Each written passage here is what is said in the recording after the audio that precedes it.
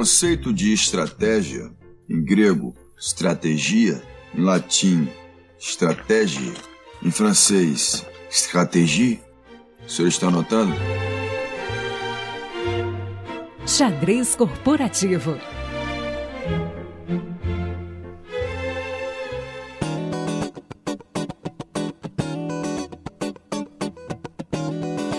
Fala pessoal, tudo bem? E aí, bom dia, boa tarde, boa noite, não sei você que está escutando a gente, um prazer ter você aqui com a gente escutando novamente. Aqui é o nosso Xadrez Corporativo e no episódio de hoje com novidades e pessoas muito queridas aqui. Lula, você não tá aqui gravando o episódio, mas tá, né, com a gente? Você tava gravando semana passada o episódio ainda, não tá na K21, tá? Então a gente usou aquele critério que você numerou desde sempre, Lula. O critério do coração, lembra? Você falou, cara, o coração bateu ali, você chama alguém pro episódio? Então, é isso, usamos esse critério hoje. Estamos com 3 pessoas aqui muito queridas me acompanhando nessa gravação e com uma novidade também, né, nessa gravação já. Que assim, xadrez corporativo, vinha eu muito nessa FC aqui falando com vocês, trocando ideia e tal. Pô, não é justo, né? Essa coisa de... A gente fala tanto de trabalhar em par, de ter mais de uma pessoa puxando e tudo. Então tem aqui uma novidade para vocês. Temos um novo host aqui acompanhando, o senhor Guga Moser, né? Também conhecido como Guga, querido aqui, que vai ajudar a gente nesse quadro do xadrez corporativo. Muito bem-vindo, Guguinha! Opa, que prazer estar aqui com vocês e logo nesse episódio. Eu fiquei eu não tinha nem roupa para estar aqui nesse episódio, gente, de tantas pessoas aqui importantes e especiais que inclusive são referências assim pra minha vida, assim, sabe quando você tá ali com aquela pessoa que você admira e você tem a oportunidade de trocar e tá junto com ela. Pô, eu tô me sentindo assim hoje. Que honra poder estar aqui. Obrigado, CFC, pelo convite. E vamos nessa, né? Acho que muito altas expectativas. Já aproveita e já apresenta nossos 2 convidados, então, porque depois dessa descrição que deixou os 2 se cagando de medo aqui, nervosos, então todo mundo aqui com a expressão, né, nesse nosso estúdio maravilhoso aqui, de alguns metros quadrados virtuais, já tá todo mundo com cara de nervoso ali, Guga, depois dessa apresentação. Apresenta os 2 aí pra gente. Já vou puxar aqui, então, ela, que eu tenho tido a oportunidade de trabalhar junto já há alguns meses e tenho aprendido bastante aqui no dia a dia com ela. Ela que é líder da vertical de meios de pagamento aqui no Sicredi. E vou deixar que ela se apresente aqui mais um pouquinho. Então, Virgínia Cunha, seja muito bem-vinda aqui ao nosso xadrez corporativo. Eu já vou chamar de Vi. Vi, seja bem-vinda. Oi, Guga. Oi, CFC. Oi, próximo convidado, que eu não vou dar spoiler do próximo convidado, apesar de todo mundo já ter lido quem são os participantes, né? Bom, eu sou Virgínia, sou gaúcha. Moro em Porto Alegre, sou formada em Engenharia da Computação e nesses vou botar minha conta aí, tô beirando quase uns 20 anos dentro de um ambiente corporativo. Acho que venho vivendo e participando de várias transformações na indústria, de modelo de trabalho, de gestão. E como disse o Guga, hoje eu lidero os times de meio de pagamento aqui no Sicredi. Uma coisa muito estranha é como é que ela trabalha 20 anos se ela tem no máximo 30. Mas, Guga, depois você resolve esse problema aí. Mas é um prazer estar aqui com todo mundo. Mabá, esse pessoal gaúcho aqui no podcast, eu confesso que eu sou aquela pessoa que começa a conviver com as pessoas e já vou pegando o sotaque. Então eu vou ser aquele carioca que vai puxar o X falando com o sotaque gaúcho daqui a pouco. Podem esperar. E eu quero agora também apresentar o nosso próximo convidado aqui, que também é alguém que eu tive a honra de trabalhar mais de perto no ano passado. Agora a gente continua aí caminhando junto e também tenho tido a honra de aprender bastante. Ele que é líder aqui da vertical de investimentos no Sicredi. Então, Thiago Miller, seja muito bem-vindo aqui ao nosso xadrez corporativo também. Fala aí, galera. Obrigado, Guga. Fala aí, CFC, Vi, todos íntimos aqui da casa já, né? E agora vocês deram uma subida na barra aí, né, gente? Porque eu já falei pra vocês, assim, eu tava me sentindo aquela pessoa que assistiu um programa de TV e agora está no programa de TV. Então isso aí já era, assim, né, nervosismo suficiente, ainda deram essa introdução toda. O programa tá de peso hoje, mas vamos lá. Os bás aí vão imperar, né, Google? Eu quero ver se tu solta um com a gente também. Mas já me apresentando, então, também sou gaúcho, né? Nascido e criado aqui em Canoas, do ladinho de Porto Alegre. Tô aí também há mais de uma década já vivendo aí no meio corporativo, trabalhando nos últimos 10 anos praticamente também com liderança de algumas frentes aí de negócio, produtos digitais. Tô no Sicredi há bastante tempo também, a gente vivendo várias transformações aí que eu acho que é um pouco do que a gente vai entrar dentro do nosso episódio hoje. Tenho formação em administração, ciência da computação, fui navegando aí por diversos ramos dos nossos domínios de conhecimento. E vamos ver, vamos lá, tô aí ansioso pro nosso papo, vamos trazer os vários temas aí, espero que a gente consiga compartilhar bastante coisa com vocês. E aí, uma coisa engraçada, né? Eu falei de critério do coração. O Sicredi é uma empresa que a gente tem trabalhado muito legal, assim, um clima, um ambiente muito maneiro. Pessoas que criam conexões verdadeiras uns com os outros. E tem sido, de fato, um prazer, assim. A gente vai formando amigos ao longo dessa jornada, né? Prazer estar com vocês aqui. E aí, assim, dentro desse... A gente falou um pouquinho de contexto de transformação, né? Por mercado financeiro nacional, tá fácil, né? Tem pouca coisa acontecendo. Mas a gente gosta aqui nos episódios sempre de trazer vida como ela é. Não ficar só, né, floreando pavão, trazendo aquela coisa bonitinha, tá tudo bem, tá tudo... Não, tem muita dificuldade. A gente falou de transformação, tem muita lição aprendida, tem muita coisa que não funciona no meio do caminho. E pra gente conseguir até situar, né, isso melhor, queria que vocês falassem um pouquinho, assim, do contexto da empresa de vocês hoje em dia, o que vocês estão vivendo, o que vocês já viveram, por que vocês são essas duas lideranças, por exemplo, que de alguma forma se destacaram. Já vou fazer com elogio, né? Se destacaram mesmo, tal, ali junto ao time, vem puxando coisas de um jeito diferente. Eu queria entender um pouquinho assim do contexto, vocês falarem um pouquinho do Sicredi aqui pra gente. Quem quiser, fica à vontade, por favor, puxa aí. Vamos lá então, vou começando aqui, daí a Vi vai me complementando também. Mas, de novo, CFCs botando a expectativa lá em cima, né? É complicado, cara. Esses hosts aí, vou te contar aí, mas vamos lá. O que eu vejo, assim, um pouco sobre o mercado financeiro também e o sistema financeiro nacional, como é que o Sicredi, dentro do contexto também das cooperativas de crédito, como é que a gente está inserido nisso, né? Eu entendo, assim, que acho que desde 2013, 2014, quando a gente começou a ter um movimento maior das fintechs, né? Surgiu esse primeiro ponto que foi a concorrência. Acho que de empresas que conseguiram tratar um mercado que até então era muito product-centric, assim, era muito a visão de dentro da empresa para fora, a começar a tratar as dores que o usuário do sistema financeiro tinha ao tentar resolver ali sua vida, e começaram a ter uma entrega, começaram a ter um resultado diferente. Naquele momento, assim, acho que foi um dos primeiros pontos de ebulição, quando a gente olha alguma coisa diferente começa a acontecer em algo que sempre foi assim, e várias pessoas pensando, e se... começaram a entrar na jogada, começaram a ganhar algum volume e aquilo começa a mexer com o sistema financeiro, né? Tem um ponto que eu vejo também que essas empresas pegaram várias brechas, assim, quando a gente olha, tanto em termos de oportunidade de negócio, mas até em termos de regulação, né? Quantas coisas a gente ouviu ali de algumas brigas de grandes bancos com as fintechs ali, começou aquilo ali a incomodar um pouco, né? E fazendo uma conexão com outro ponto, assim, hoje a gente tem dentro do Brasil aqui um sistema financeiro que ele é muito sólido. Né? Não estou falando de economia ou até de política, porque isso aí é outra treta muito maior e não é nosso escopo aqui, né? Mas quando a gente olha para o sistema financeiro, para as instituições, a solvência das instituições, o que a gente tem até em termos de tecnologia bancária, o Brasil é vanguardista em várias coisas, assim, né? E aí nisso eu acho que o Banco Central, vendo também um pouco dessa ebulição que a gente estava tendo mais bottom-up, podemos dizer assim, né? Começa a entrar nesse jogo. Olha, vamos regular um pouco, vamos botar o que são regras justas, isso assim, no básico, e o Banco Central também se colocar com uma agenda de inovação. E aí para dar um passo realmente mais à frente, né? A gente olha nos últimos anos aí, Pix, Open Banking, tudo que o nosso regulador vem colocando como proposição e até o que tá para vir mais para frente aí, né? Então, o próprio Banco Central entrando nessa agenda, assim, de ativos digitais, falar do real digital, são coisas que a gente até então não via o nosso regulador puxando. E isso, quando a gente olha, não tem como as empresas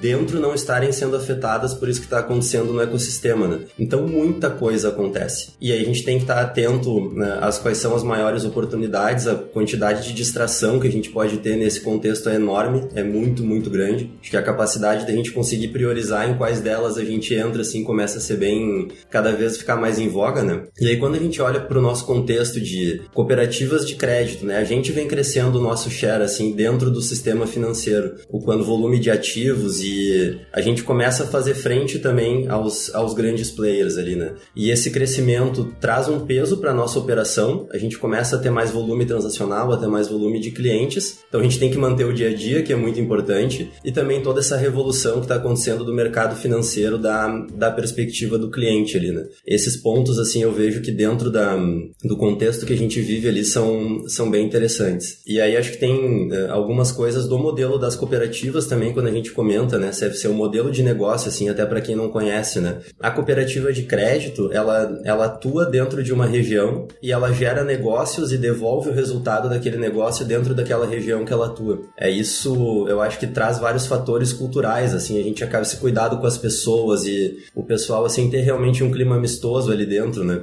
A gente tem isso, assim, de dar de volta, né? Então, acho que aí que a gente tem um contexto nosso também que acaba sendo perceptível. Até olhando esse contexto do que o Miller trouxe, né, muito do modelo das cooperativas, a gente está inserido na comunidade local, eu vejo que os dados mostram, né, um crescimento do sistema cooperativo muito grande nos últimos anos, né, e muito, se a gente comparar ao mercado financeiro, a outras empresas, muitas empresas tentam ter um propósito, se vincular a mostrar o valor que gera, e o cooperativismo ele tem pela sua essência geração, né, de valor. Se a gente olhar a própria instituição onde a gente está inserida, né, a gente está sempre trabalhando, pensando nas necessidades das pessoas e o que a gente precisa fazer para ajudar aquela sociedade a ser mais próspera, né. Quando a gente olha os números onde existe uma cooperativa de crédito, a gente sabe que o PIB é maior, a gente sabe que tem uma geração de empregos formais maior, a gente sabe que tem uma geração de estabelecimentos, que existe o ciclo virtuoso que a gente fala, né? Então, muitas vezes a gente olha sempre um sistema cooperativismo pela sua complexidade de gestão, mas por outro lado existe todo um viés de que essa complexidade justamente ela existe para gerar o valor dentro da comunidade. Então, como que a gente entende a necessidade daquela região, quando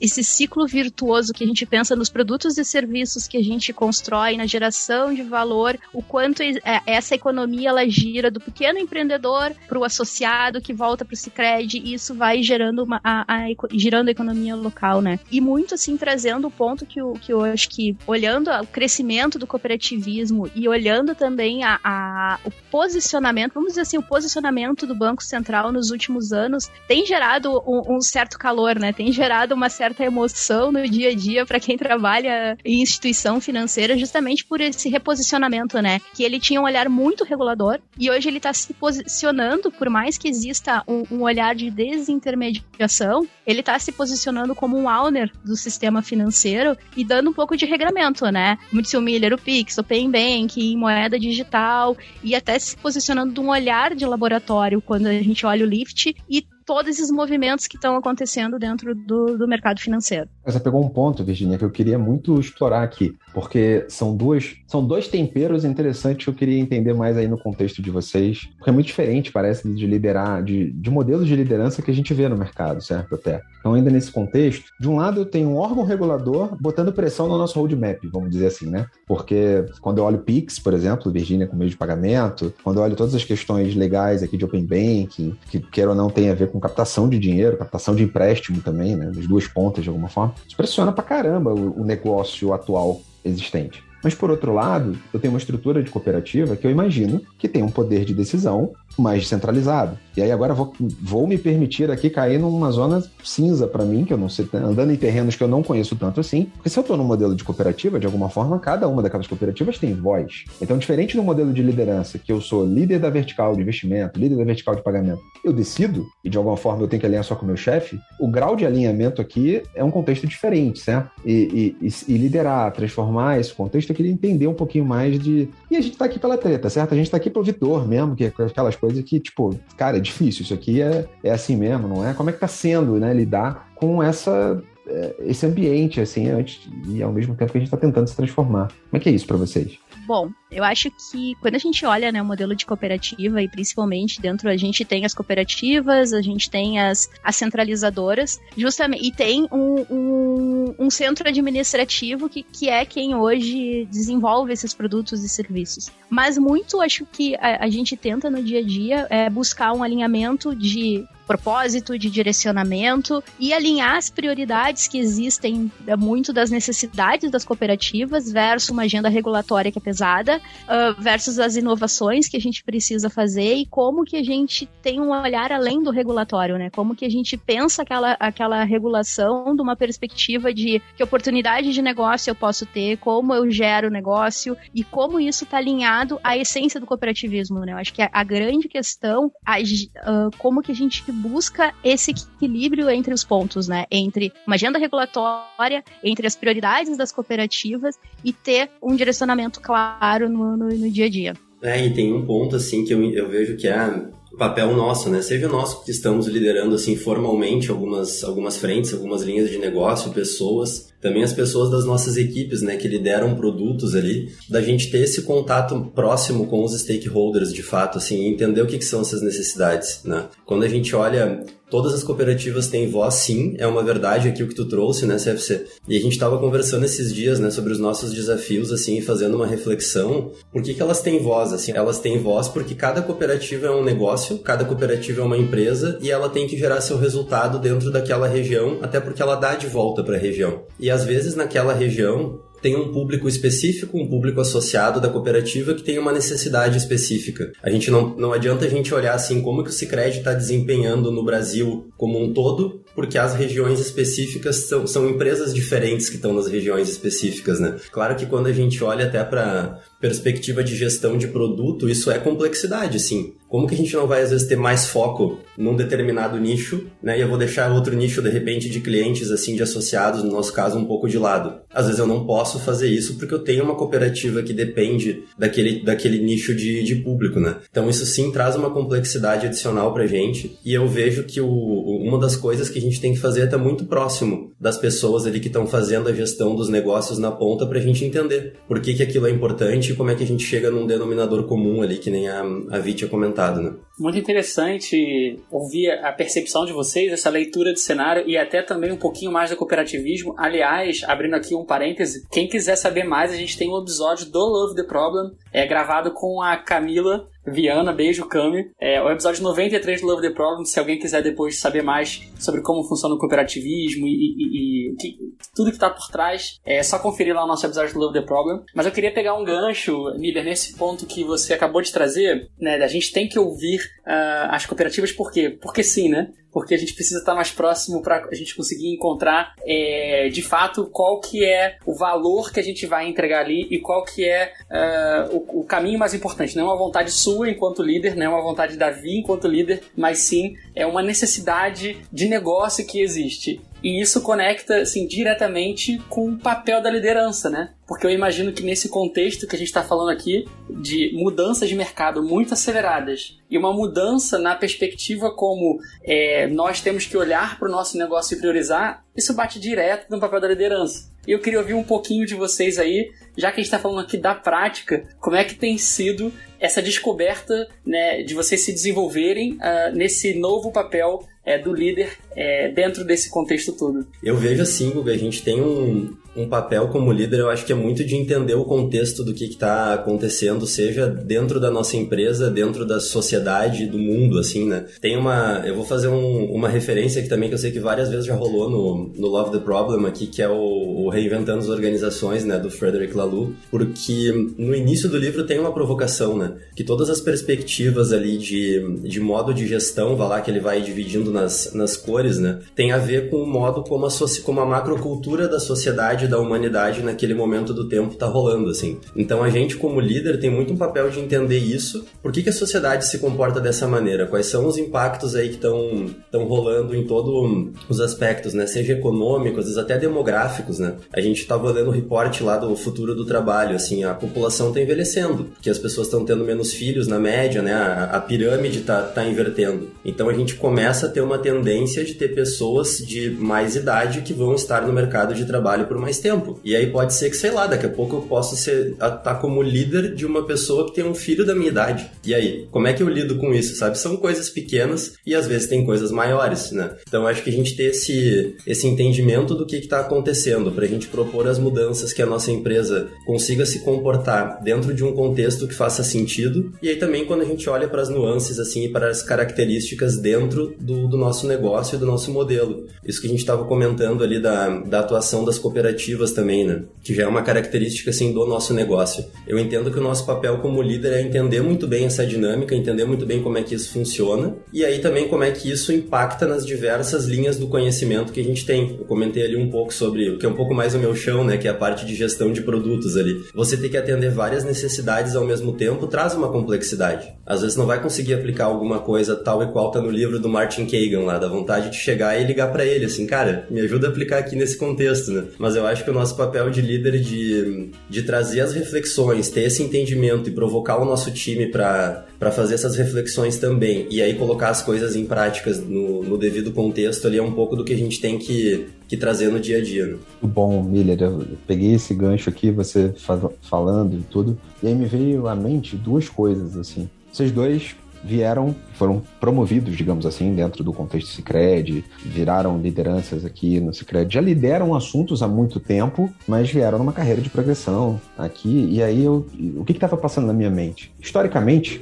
em cenários como esse de liderança, muitas vezes a gente acaba vindo de uma formação técnica. Aquela coisa bem fordista, bem taylorista, né? Da gente, venho como um técnico, especialista, técnico, enfim, e vou subindo. Só que você falou um tema que para mim bate muito aqui, que é a questão da reinvenção, da adaptação do líder a contextos novos, certo? E é uma transição difícil, porque, vou falar por mim aqui, pelo menos, é se reinventar e jogar fora, ou às vezes até inibir, né, determinados conhecimentos que você tem de especialista para que você não tire a voz das pessoas. Então, acho que eu queria explorar um pouquinho mais, assim, essa coisa da liderança e como está sendo, eu vi, que já conectar contigo, porque não é simplesmente ser especialista, ser a técnica, você falou agora há pouco, né, de formação em ciência da computação, e talvez você use zero, inclusive, disso no seu dia a dia, hoje em dia, porque senão ferrou, né, senão vai entrar no bit byte ali com o pessoal do teu time, não é nem a missão. Falar um pouquinho disso, vamos explorar um pouquinho isso, assim, porque dói muito na maioria das pessoas e times que a gente passa, né, no dia a dia. Ver líderes, às vezes, perdidos, ou líderes muito mergulhados dentro de um contexto por não saberem se reinventar. Tu falou de usar meus conhecimentos da faculdade, se eu usar as linguagens de programação que eu aprendi na faculdade, ninguém sabe mais hoje, né? Então não posso mais usar o conhecimento da faculdade CFC. Mas eu acho que pegando, assim, um pouco do que tu trouxe, né? Para mim, até conectando com a fala do Miller, o papel do líder, ele vai muito além de apenas olhar o seu time, olhar a sua unidade de negócio, tá centrado na sua formação. Ele vai muito mais num movimento de entender o mercado, de adequar a empresa, de ter o olhar para a empresa, de como ele pode reinventar a sua organização e como ele pode provocar o todo, né? A função do líder, para mim, verdadeiramente é transformar a empresa. É transformar pessoas, é transformar a empresa, é provocar modelo de negócio, é colocar o usuário no centro, é estar atento ao que o mercado está trazendo, para onde que o mercado está apontando, é liderar, é engajar as pessoas, é formar alianças para viabilizar as mudanças e valorizar uma cultura de aprendizado para que a organização de fato seja uma organização que aprenda e evolui. Se eu olhar assim a minha carreira, assim, olhando o que tu trouxe, né, da minha formação, eu posso dizer que eu acompanhei e vivi as diversas mudanças, né? Há 10, 12 anos, eu estava num time que estava formando, organizando um PMO corporativo, que saía bem daquela perspectiva que começava a ter um olhar de projetos além da tecnologia, mas ainda waterfall. Era com escopo, com cronograma, tudo muito bem definido, né? Depois a gente foi para um movimento de transformação ágil, que já trazia uma lógica de um PO dentro do time, mas ainda tinha um viés muito de tecnologia, né? E quando a gente começa a ter um olhar de uma transformação digital, a gente começa a ter um olhar de novas competências, um olhar muito mais forte para os aspectos de cultura. E a gente começa a entender de que não é só a TI que precisa ser eficiente. Quando a gente começa a entrar numa lógica de uma transformação digital, a gente começa a pensar nas competências, numa lógica de aprendizado, e aí hoje a gente está vivendo a era do Business Agility, né? A gente tem vivido muito isso, que é uma forma da organização permanecer ágil e conseguir responder essas diversas mudanças do mercado, independentemente do modelo de negócio, ela conseguir se reorganizar e se reposicionar. Por que eu tô falando isso? Porque para mim o papel do líder verdadeiramente é alguém que consegue se adaptar e consegue criar a capacidade do time de se movimentar nesse universo complexo de mudança. A gente tá falando que há 10 anos a gente estava organizando um PMO corporativo e hoje a gente tá falando de agilidade do negócio, de que não é tecnologia e sim a empresa, como eu respondo. E aí entra um ponto, né, que a gente precisa se colocar numa posição de aprendizado. Eu não vou dominar todas as esferas da empresa. Então, como que a gente cria essa capacidade na liderança de desenvolver o time, de criar alianças, de conseguir ter essas perspectivas diferentes de mudança do mercado? Você trouxe, Vi, uma perspectiva muito interessante de como é que a gente consegue desenvolver essas capacidades de liderança, não só no nosso time, mas na organização. E pensando no papel do líder, então ele passa a ter um desafio aqui que não mais naquela perspectiva da liderança anterior que a gente tinha do líder de liderar para baixo, né? Que ele tinha pessoas respondendo para ele, as pessoas perguntavam e ele dava respostas. Agora um desafio do líder de liderar também para o lado e liderar para cima muitas das vezes, né? Porque construir esse entendimento e provocar essas mudanças organizacionais não acontece do dia para a noite, não são movimentos simples, né? São movimentos muitas das vezes complexos que depende que na prática ali ocorra o xadrez corporativo, né? Então, trazendo aqui para a prática, conhecendo você e o Miller, eu sei que vocês têm esse desafio e queria ouvir um pouquinho de vocês de quais têm sido as principais dores de liderar para todos os lados, né? De liderar para o lado, de liderar para cima, de liderar para baixo, enfim, de ser esse líder que ajuda a organização a evoluir. Uma pergunta fácil, tá tranquilo, gente, olha aí, olha, tá tranquilo. Tu sabe, Guga, que tu citou aquela hora o episódio da Camila, né, estamos fazendo o jabá pra Camila, né, que é uma inspiração pra gente quando fala de cooperativismo, né, mas quando tu falou do xadrez corporativo, eu lembrei, acho que foi do primeiro, segundo, que era a Lucila, que trouxe muito, e isso ficou na minha cabeça, né, que quando a gente usa o termo xadrez, vem sempre à nossa mente, né, que alguém precisa ter razão, alguém precisa ser feliz, alguém precisa ganhar o jogo, né? É sempre... E muito das corporações, eu lembro nesse episódio que falava muito do ambiente, dos termos meio bélicos, né? Então, eu vejo que dentro desse ambiente de transformação, de liderar, de colocar cara a tapa, a gente pode ter dois caminhos. O caminho bélico, que vamos explodir tudo e no final sai um herói lá e todo o herói vira um vilão depois, né?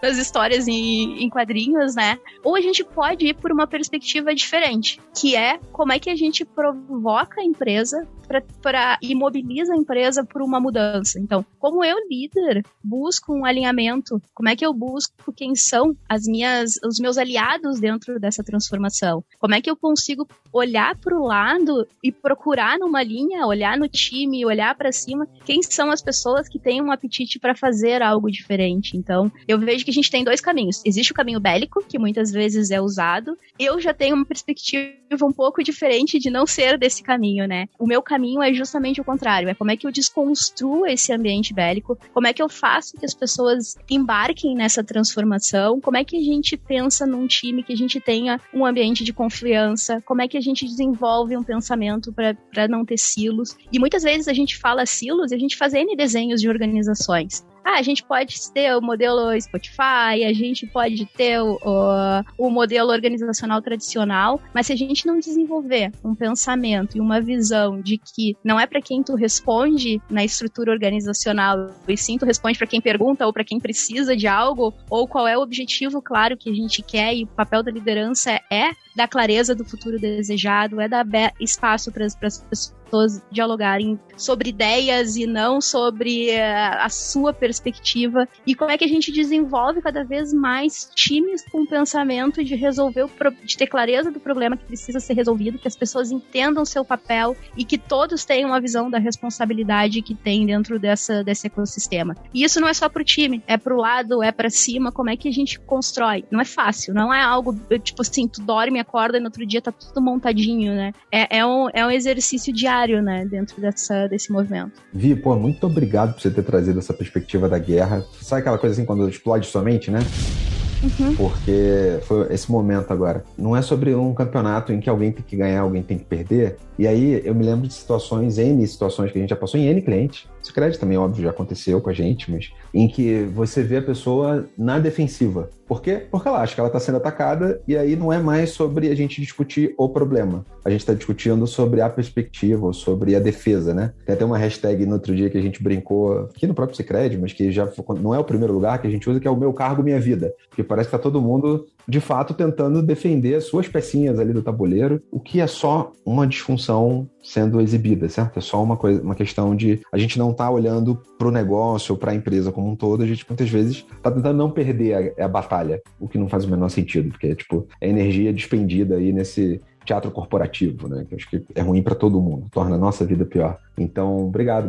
Baita insight que me veio aqui. Emília, quer falar? Por favor, puxa aí. Show. É bom a gente conviver com pessoas que nos inspiram, é por isso, né? Que a minha mente aqui também explodiu enquanto a Virgínia falava, assim. E aí, lembrei do episódio que comentava dos termos bélicos ali, e eu tinha escutado numa outra perspectiva algo que eu acho que é muito parecido, assim, que parece que a gente joga jogos de soma zero, né? Que aí, invariavelmente, algum lado vai ter que perder. E não é isso. Na verdade, às vezes, muito do que a gente está fazendo, e aí conecta um pouco, assim, com o que a gente trouxe ali sobre o ecossistema que a gente está inserido do sistema financeiro, né? Cara, se a gente ficar discutindo, por exemplo, qual é a estrutura que vai tocar o Open Banking, se essa for a discussão que a gente for querer entrar, a gente vai perder tempo. Tempo esse que é precioso na nossa geração de valor e de resolver um problema ou de abraçar uma oportunidade. E aí, tentando voltar um pouco na pergunta ali, assim, do desafio, né? É que eu vejo isso genuíno na Virgínia, por exemplo. Eu posso dizer que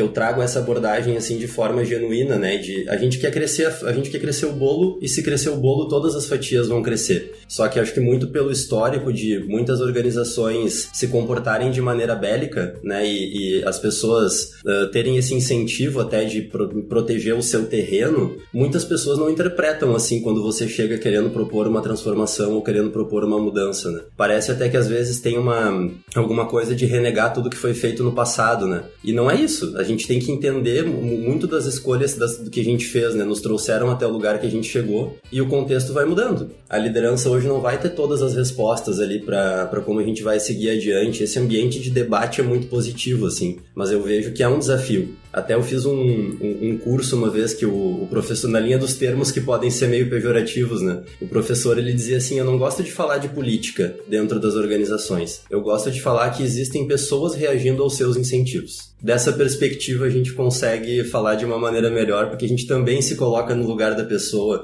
e qual que é o incentivo dela, que daí a gente consegue promover a mudança, né? Mas acho que é bem isso, assim, a gente realmente disseminar essa visão, que não é um jogo de soma zero, não tem guerra, não é bélico. O que a gente está fazendo, assim, é um desafio, porque o nosso paradigma talvez ainda é muito laranja, né? Voltando lá pro reinventando as organizações, assim. Então, acho que esse é um dos grandes desafios aí da gente promover os movimentos de mudança. Boa, Emília. Mas aí eu vou... Como eu sei que você tá lendo também Team of Teams, a gente falou um pouquinho aqui, gente, né? Porque eu sou adivinho, não, porque a gente falou aqui no setup aqui da nossa gravação. Você não acha que esse de soma zero também é muito sobre o modelo, já que a gente falou, né, do Taylor, Fayol aí, de, cara, conheça o seu pedaço, seja líder do seu pedaço, entrega eficiência no seu pedaço, queira ou não, ele fala um pouquinho disso no Team of Teams, né? Você comentou até um pouco aqui sobre essa reinvenção. Comenta pra gente aí um pouquinho mais sobre, da tua perspectiva, que foi bem legal ali. Legal.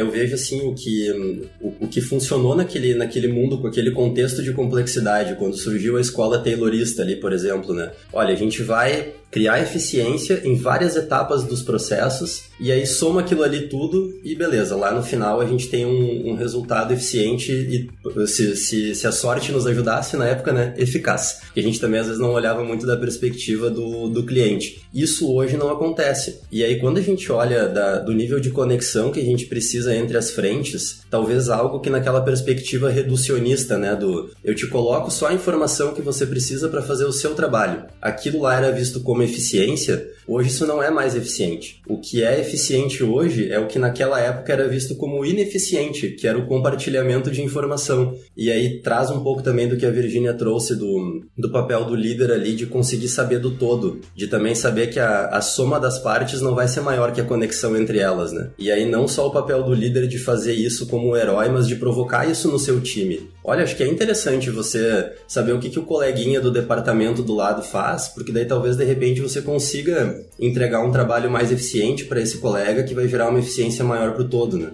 Até no Team of Teams tem uma passagem ali que eu lembro que como é de uma perspectiva militar, né? Para quem a gente está falando aqui do Team of Teams, e pode ter gente que não conhece, né? E é uma perspectiva militar de como que os Estados Unidos basicamente estavam inseridos ali no contexto no Iraque, né? E no Iraque eles estavam vivendo, aí sim era uma guerra, né? Contra uma organização que era mais adaptativa e aquele contexto militar americano mais rígido, assim, né? E aí então trazia uma passagem ali que o pessoal de campo, né? O pessoal que ia lá pra batalha mesmo, tinha talvez um indicador que tinha que trazer informações para entregar assets, né? Ativos lá para passar pro pessoal da inteligência. Só que eles não sabiam, não faziam a mínima ideia como é que o pessoal da inteligência ia usar aquela informação que eles passavam. E aí ele olhava lá no departamento lá do pessoal de inteligência, tinha pilhas e pilhas de coisa, e talvez a coisa mais importante que foi coletada era a última da fila, que aquele profissional lá da inteligência ia olhar, só que o profissional do campo não sabia, entrava tudo numa fila só. Se a gente fosse seguir da perspectiva de Taylor, né? Não, vamos fazer o seguinte, gente, vamos coletar mais informação aqui no nosso departamento e vamos mandar lá pros caras, né? Os caras que viram entidade, vamos mandar lá pros caras da inteligência.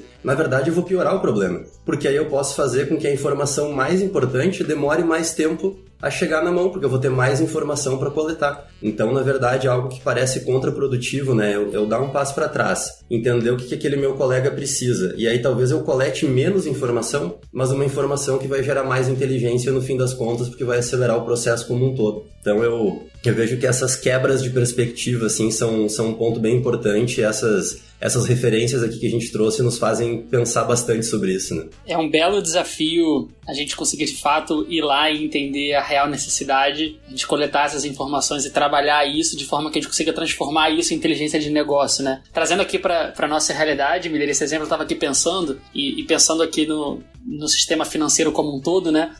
E eu vou usar o meu exemplo, assim, eu não avalio as instituições de acordo com o problema que eu quero resolver, do tipo assim, eu vou usar aqui o banco X para investir, mas para fazer Pix eu vou usar aqui o banco Y, mas aí eu vou usar aqui essa outra instituição para poder cuidar das minhas finanças pessoais. Não, assim, de alguma forma hoje as pessoas estão buscando um único lugar para se resolver, né? Elas querem ter um lugar único onde ela vai resolver os problemas dela, de forma que isso vai trazer mais facilidade, né, para a vida dela. E aí me lembrou aqui, Vi, um dos desafios que a gente vive muito aqui no dia a dia, né? Que é justamente ajudar, muitas vezes, a nossa área, que mesmo sendo uma única área, ela tem diversas perspectivas ali dentro, a ter um olhar único, assim, pro cliente. E aí, Vi, eu queria trazer a pergunta aqui de como, nesse papel da liderança, o líder ele consegue se desvencilhar de toda essa estrutura corporativa e, muitas das vezes, essas distrações que podem acontecer para, de fato, conseguir trazer esse olhar pro cliente, ou, no caso de vocês, pro associado, né? Eu acho que eu começo até conectando com a lógica que o Miller trouxe, né? Primeiro, é uma capacidade de desapego, vamos dizer assim, né? Eu não olho mais especificamente a unidade de negócio A, a unidade de negócio B, a unidade de negócio C. Eu olho o meu negócio, então eu preciso subir um nível na minha perspectiva de olhar. Então, eu vou olhar uma camada que vai ter vários negócios e como eu me posiciono dentro disso, como o mercado tá ditando as regras, quais são os desafios que eu tenho hoje em relação ao mercado, como que eu vou me diferenciar e como eu desenvolvo essa capacidade nas pessoas que até então olhavam de uma forma particionada a sua atividade, a sua fatia, a pensarem o todo. E tem um ponto que eu acho que é bem importante nesse olhar, né, e muito do que a gente vive em organizações que estão se transformando de um olhar, muito do que a gente foi falando, né, de hoje a gente fala de agilidade de negócio, qual o resultado que eu quero gerar? Qual a experiência que eu quero gerar para o meu usuário? Qual o valor para ele? E aí a gente tem muito aqui um olhar que a gente precisa lidar, que é muito olhado para o negócio, business-centric e user-centric. Como é que a gente faz o balanço entre entre esses modelos de direcionamento, porque a gente, por muito tempo, foi direcionado para entrega, a gente começou a ter um olhar de resultado, começa a ter um olhar de resultado para o usuário, e agora um olhar de resultado para o negócio, né? E como que a gente equilibra e faz a transição desses modelos de trabalho e da forma como a gente lida. E aí entra um pouco da capacidade do líder, da capacidade de ele aprender, da capacidade do líder colocar o seu time e desenvolver essa habilidade de criar um ambiente seguro, de fazer uma troca de ideias, de ter um senso de direcionamento claro. Então, para mim, é muito o papel do líder dar também esse direcionamento pro líder, né? Pro time. Não ficar particionado dentro de verticais isoladas, vamos dizer assim.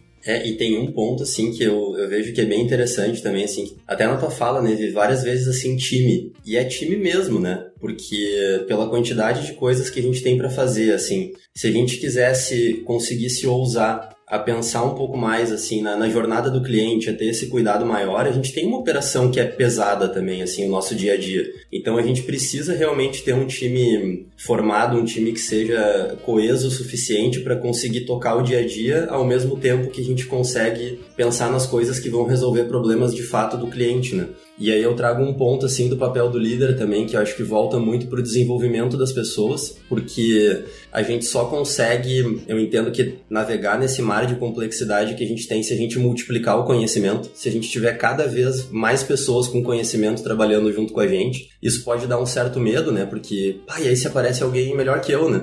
Bom, que bom se parecer alguém melhor que eu, porque daí talvez dê pra tu fazer outra coisa, né? Assim, se tu também seguir evoluindo e buscando outros conhecimentos, assim, acho que é uma perspectiva também na linha do que tu trouxe, assim, o líder também tem que seguir evoluindo, né? O conhecimento, ele vai alterando de acordo com o passar do tempo, né? Porque se tem um crachá que você vai ter valor dentro do fluxo de trabalho, você vai ter valor se você agregar valor. E aí, para agregar valor, tem que trazer conhecimento, até porque a gente tá dentro do meio, assim, do trabalho do conhecimento, né? Acho que olhando pro papel da liderança, ele tem essa perspectiva também que pode dar um certo medo de dividir tanto, assim, o conhecimento, só que a gente precisa, senão a gente não vai ter a velocidade que o mercado tá pedindo. Eu só trazendo um ponto que eu acho que é bem importante da tua fala, né? Por muito tempo, o líder sempre teve o papel de dar as respostas pro time. E quando a gente fala em direcionamento hoje, não é só dar, cada vez que tem uma dúvida, o time vai lá e pergunta o líder o que eu faço, o que eu não faço, mas como que ele desenvolve a capacidade das pessoas de viver com esse mundo de ambidestria, né? Que eu tenho que ter a capacidade hoje de equilibrar o foco na eficiência operacional e na mesma medida que eu olho pro futuro. Mas isso não é responsabilidade exclusivamente do líder, né? É como que o líder desenvolve as pessoas para que elas consigam ter dentro do time essa capacidade, porque senão a gente acaba tendo uma sobrecarga e aí resgatando a lógica do líder, que ele é o herói, né? Ele chega para apagar o incêndio, ele chega para decidir o que precisa fazer. Então, como que a gente desenvolve a capacidade nos times de tomada de decisão e de uma forma que não tenha uma sobrecarga no líder, né? Cara, maravilhoso, porque, tipo, eu ia brincar com o Miller, Vi, e ia muito nesse caminho, assim, de, áudio, né, em teoria aqui é só, você não sente cheiro no áudio, não, mas o Miller descreveu, eu vejo o cheiro de cagaço, assim, no meu nariz, porque é aquela hora que o líder tá morrendo de medo de, cara, vou me tornar inútil, alguém vai fazer o que eu faço, se bobear melhor do que eu, né, e quando na verdade, criar de fato a não dependência, né? É você estar livre para voar ou até sair desse lugar e ir para outro, se reinventar de fato, como a gente estava falando ali há pouco. Mas eu vejo, e aí eu vou trazer uma perspectiva bem individual aqui, né? Eu sempre tive muito medo disso, porque, vamos falar de estratégia, né? Já que a gente estava falando aqui de, tô aqui com 2 líderes de vertical de negócio. Tem alguns, gente, só quem tá ouvindo aí, tem muitos milhões, bilhões que passam aqui nas verticais dessas 2 pessoas, desses 2 convidados maravilhosos que temos aqui. E aí você tem que falar muito sobre estratégia, tem que falar muito sobre indicador, sobre métrica. Mas quem disse? Eu era técnico até ano passado, quem disse que eu sei tudo sobre isso? E quem disse que eu sei muito sobre esse negócio apenas, né? Aquela coisa que muitas vezes a gente se tornou, até na nossa identidade, aquela área, aquele cargo que a gente estava. Mas a gente é muito maior do que isso, certo? Então eu queria explorar um pouquinho isso com vocês, assim. Porque como essa coisa da reinvenção contínua, de, saber questionar um negócio e não simplesmente o produto ou aquela especialidade que você tem. A gente chegou a pisar um pouquinho nisso daqui, mas me dói muito, porque, cara, 100% das empresas que a gente passa, discussões sobre silos, mesmo que seja de produto, mesmo que a gente já tenha, né, saída daquela coisa de uma lógica só de tarefa, as pessoas cada um cuida do seu produto, etc. Mas aí eu vou pegar aqui o exemplo da Via. A Via cartões, questões de Pix, pagamentos instantâneos também estão ali. Pô, se a gente olhar o que o regulador está fazendo, tem uma baita de uma possível briga aqui. Cartão de crédito de um lado, Pix do outro. Você tem competição, possivelmente, aqui. Se eu olhar o negócio meio de pagamento, talvez, né, faça sentido aqui nessa linha de negócio. Pô, eu quero continuar fornecendo a melhor solução para o meu cliente que está pagando. Agora, se eu olhar na perspectiva de produto, talvez uma das vacas leiteiras atuais seja super, né, cartões, seja super prejudicada com inovações que o Banco Central está pedindo. E aí, como é que você controla, né? Até se olhar dentro de casa nas pessoas e você ensina que, cara, não tenha medo, se joga. Eu vou trazer na perspectiva, por isso que eu falei aqui do cagaço, tá, gente? Nesse parênteses todo que eu fiz aqui. Eu já morri de medo em algum lugar, né? Quem disse que eu sei fazer estratégia? Quem disse que eu sei tudo sobre os indicadores? Eu não sei. E como não deixar as pessoas também morrerem de medo ao longo dessa jornada, né? Como é que vocês têm feito para conviver com isso, assim? E já falando que eu morri de cagaço já também, então, né, vamos lá. Falar de mal de ninguém, falei de mim. Vamos lá. Bom, tem uma frase que falam, né, dos covardes a história não lembra, né? Mais ou menos isso. Acho que o ponto que é importante, né, quando a gente olha negócio, é justamente essa capacidade do líder de não pensar exclusivamente que ele é que sabe qual é a estratégia, que ele vai fazer uma agenda, vamos supor assim, como se a gente olhar num curto espaço de tempo, né, chegava o líder daquela estrutura, né, vamos dizer, daquela vertical, que não se falava nem isso, né, mas daquele momento ele abria um PPT de 200, 300, 400 slides, ou um Word, vamos dizer assim, e chegava e dizia assim, essa é a nossa estratégia para os próximos 5 anos, né. E tipo, eu quero morrer na hora do... Abrir o PowerPoint, tem 400 slides, eu já tenho vontade de morrer, né? Pelo amor de Deus. E eu vejo que quando a gente vai pensar uma estratégia, né, dado toda essa movimentação, a gente tem que ter muita clareza do porquê, qual é o nosso motivador, qual é o nosso propósito, por que a gente faz o que a gente faz, clareza de quais resultados a gente quer atingir e o como a gente vai adaptando. Eu acho que essa é a principal mensagem dentro desse universo, né, quando a gente está falando de velocidade, de adaptação, e trazer alguns... Eu li a mensagem, agora para que eu li a tua mensagem aqui, CFC. Cortou a minha linha de raciocínio. Pô, tem muitos, cara, tem muitos. Galera, só para mandar aqui que eu queria chegar numa empresa que um dia na vida não vou ver PPT de mais de 100, 200 slides. Gente, mandei aqui no chat, que eu já vi muito, tá? É um infarto, eu perco um pedacinho de uma artéria a cada dia que um negócio desse passa na minha frente. Perde uns aninhos de vida, né? Você é foda.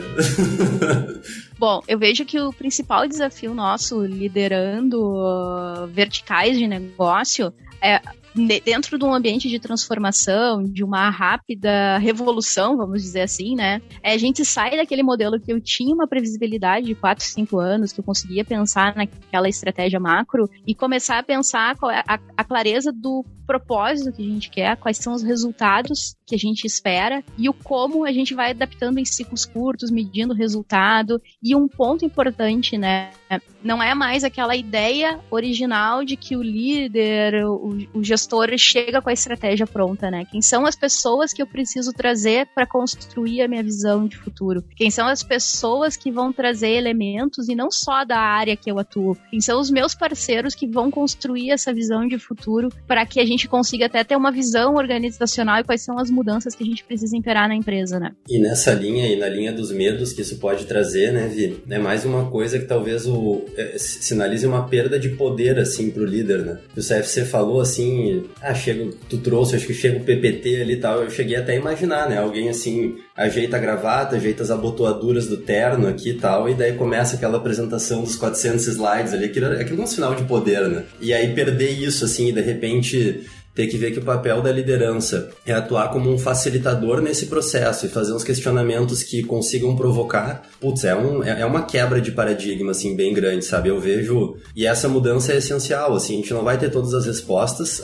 o conceito de estratégia tem mudado muito também, de ser algo estático, para ter até agilidade dentro da estratégia, tem várias referências até de papers que vêm trazendo isso, assim, de como é que a gente se adapta, e aí, ok, vamos olhar o que é os resultados que a gente quer atingir, e aí o como ali a gente vai conseguindo adaptar nesses ciclos curtos, assim, né? E um outro desafio que eu vejo que isso traz aí pra dentro dos times é a questão quando a gente olha até comportamento tribal, né? Tá, mas daí como é que eu, que conheço dessa fatia aqui do negócio, ou desse processo, ou desse produto, vou sugerir para que ele de repente não exista mais? Porque daí o que eu vou fazer, né? Se esse processo aqui, se esse produto talvez não vai existir mais. Não, é que existe um objetivo maior, que é da empresa, que é dessa vertical aqui de negócio, e sim, aquela pessoa, ela pode se inteirar de outro assunto e seguir gerando valor dentro do nosso contexto, sabe? Os objetivos, eles são maiores do que os contextos pequenos. E eu acho que a gente tem um papel também de dar esse direcionamento para as pessoas que às vezes não conseguem enxergar isso sozinhas, porque talvez elas viveram incentivos de uma época ali que é diferente. E aí, voltando no nosso papel da liderança, assim, acho que essa sensibilidade de perceber, às vezes, alguém que travou um pouco ali com um medo excessivo, a gente conseguir ajudar é muito importante, né? E aí, para isso, a gente tem que estar muito bem com os nossos próprios medos, né? E haja terapia daí nessa hora, né? Porque a gente lida com os nossos e tem que ajudar a galera a lidar com os seus, assim, também. Então, no dia a dia é bastante trabalho. E tem um ponto, Miller, que tu trouxe aqui, que também pensando o oposto, né, a gente todas as transformações, às vezes a gente provoca um movimento tão forte que vai pro oposto e a gente vai ajustando ao longo do tempo, né. Mas uma cilada que a gente tem que cuidar a gente tinha um modelo anteriormente, que era o superchefe chegava lá, ditava a estratégia dos próximos anos, para um oposto que é todo mundo faz tudo. Então, eu acho que esse é um cuidado também que a gente, como líder, tem que pensar como que a gente sai daquele movimento de que o chefe dizia e todo mundo respeitava para um olhar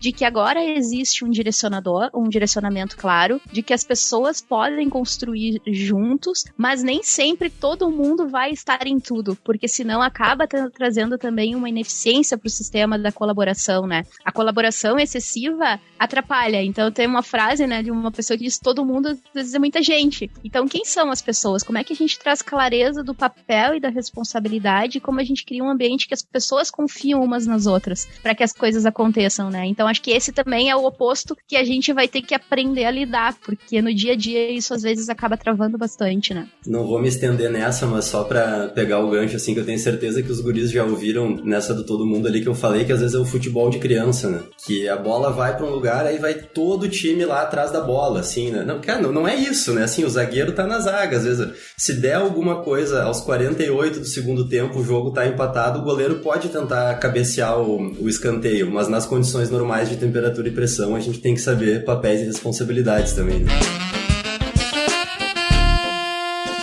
Gente, o nosso papo aqui tá maravilhoso. A gente poderia continuar aqui poderia morar nesse episódio aqui do Xadrez. Queria puxar aqui para o nosso fechamento. E aí, pra gente fechar, a gente falou bastante aqui do papel da liderança nesse novo paradigma de mudanças constantes que a gente vive, né? Como que a gente tem feito, como é que vocês têm vivido isso na prática e como que outras pessoas que estão nos ouvindo aí em outros contextos de liderar também tanto para baixo, quanto para o lado, quanto para cima, eles possam aproveitar. Eu queria fechar aqui com um principal aprendizado que vocês têm tido, e aí, CFC, vou puxar aqui também a gente para esse bolo aí, um principal aprendizado aí, recente, que vocês têm tido aí nessa jornada de liderança para compartilhar aqui para o encerramento do nosso episódio. Vou ser mal educado, vou falar antes das nossas visitas aqui, mas é só porque tem muita conexão com uma coisa que a Virgínia falou agora, e ecoou muito no coração aqui, que foi um aprendizado meu, assim, recente e muito forte. Querendo que as pessoas assumissem liderança, certo? Porque a gente é uma liderança muito mais estacional, várias vezes eu caí nesse 8 a 80 de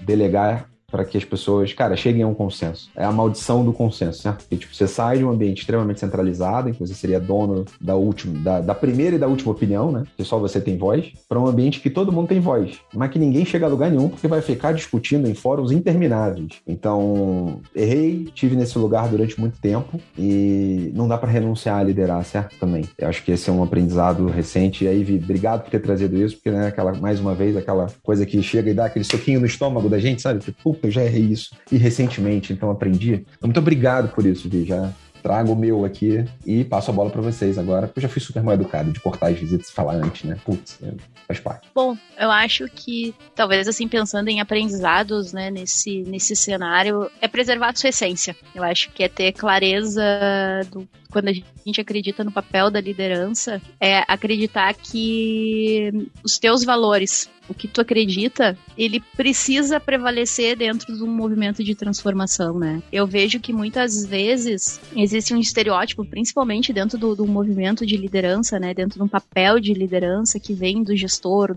forte, do gestor que sabe todas as respostas. Como é que a gente tem o equilíbrio entre se colocar num papel de aprendizado, de aprender com o time, de aprender com os pares, de aprender com os superiores, de aprender consigo, com a sua vida, né? Se colocar numa posição de vulnerabilidade e, ao mesmo tempo, conseguir lidar que se colocar em alguns momentos numa posição de vulnerabilidade pode ser questionado como uma fraqueza. E, ao mesmo tempo em que, alguns momentos, quando a gente precisa colocar alguma energia a mais, a gente pode ter uma visão do pragmatismo, da inflexibilidade. Então, para mim, é muito entender a sua essência, entender o valor que precisa ser gerado, entender o porquê a gente quer fazer uma transformação, se desapegar de algumas crenças e se transformar ao longo do período dentro dessa jornada. Eu acho que eu, particularmente, tenho uma jornada de liderança formal de pessoas que eu venho aprendendo muito nesse movimento de transformação, de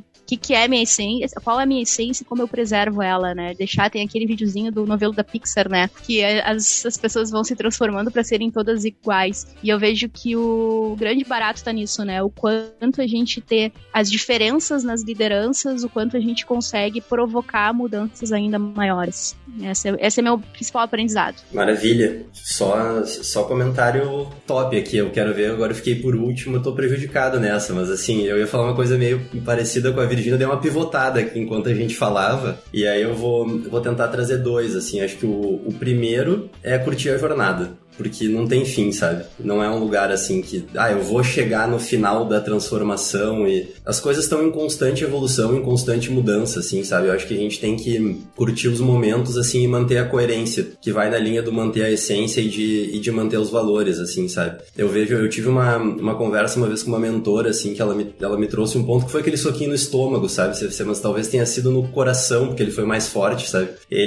Ela me disse assim, olha, Thiago, eu não sei se tu notou, mas várias das coisas aqui dos problemas, né, que tu me trouxe são os problemas que tu pediu pra resolver, com a função que tu tá liderando, assim, o negócio que tu estás. Então curte, problemas vão ocorrer todos os dias, assim, e tal, e tu tem que curtir isso, tem que saborear isso, sabe? Então, esse foi um grande aprendizado pra mim, porque senão a gente como líder pode colocar uma pressão até excessiva pra dentro dos times, assim, que sempre vai ter os problemas, e a gente tem que ir aprendendo e evoluindo como profissional e como pessoa com cada um deles, e manter a coerência eu acho essencial, assim, porque alguma coisa até pode não estar boa, pode estar ruim, mas se ela for coerente, ok, a gente não vai perder as pessoas vão estar do nosso lado, né? Tem um videozinho que eu acho muito bacana, assim, que se colocarem aí no YouTube, Smell of the Place, aí ele traz uma lição muito grande, assim, sobre liderança, né? Que quando a gente pensa, o que é o cheiro, né? Aquela coisa, assim, que é tipo cultura, que a gente não consegue tocar, mas a gente sente. Então, a gente como líder, né, não adianta eu dizer que quero ter um ambiente colaborativo se no fim das contas eu vou chegar com o nosso famoso PPT dos 400 slides ali, né?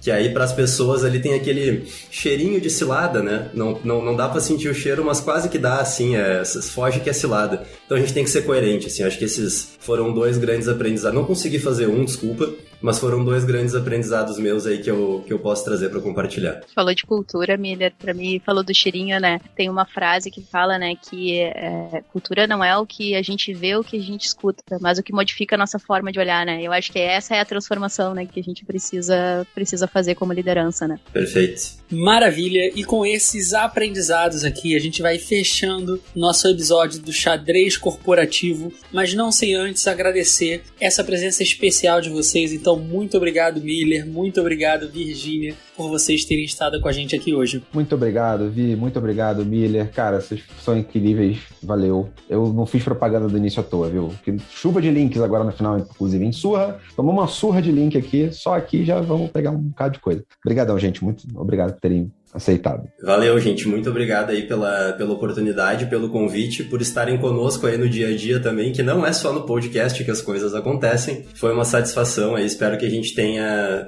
conseguido trazer bastante coisa bacana aí pra compartilhar com a turma que tá ouvindo. Valeu, muito obrigada. Como dizem, foi um prazer inenarrável estar aqui com todo mundo. Valeu, gente. Obrigadão. O nosso episódio vai ficando por aqui. E pra você que ainda não sabe, nós temos o nosso backstage, onde você encontra todas as referências e informações sobre esse episódio, assim como sobre os nossos convidados. E para você acessar é muito simples, k21.link/lovetheproblem, e lá você encontra todas as informações. Nos vemos em breve, um grande abraço e tchau, tchau.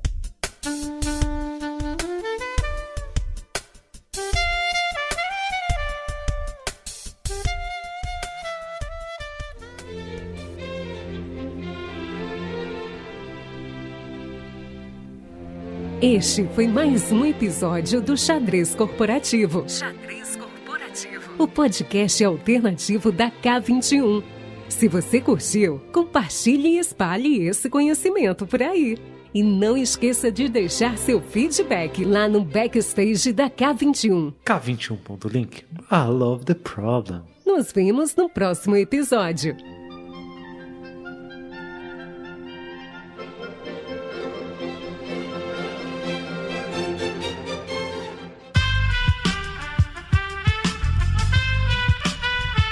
Esse podcast foi editado por Aerolitos Edição Inteligente.